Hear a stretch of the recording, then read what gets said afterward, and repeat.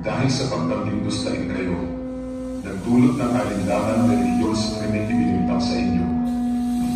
Dahil binalot sa hiwaga ang mga anino ang inyong usapin, lumikha ang gobyerno ng paniwala na may naganap na pagkakamali sa napakaselang mga ito.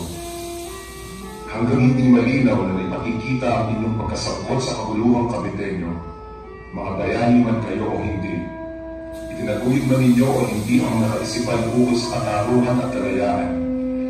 May karapatan akong ihandog sa inyo ang aking akda bilang mga biktima ng kasamaang nais kong sagutan.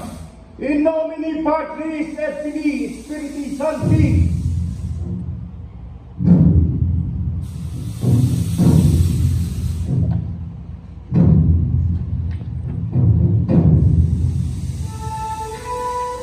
At samantalang hinihintay namin ang araw na ibalik ng Espanya ang inyong dangal at hindi makiisa sa inyong kamalayan, bayaang maglingkod ang mga pahina nito bilang dahon ni korona ng mga dahon tuyo sa ibabaw ng inyong kinalintang libingan. At maging batik nawa ang inyong dugo sa mga kamay ng mga tumutuligsa sa inyong alaala kahit walang sapat na katibayan. Sa alaala ng mga presbitero,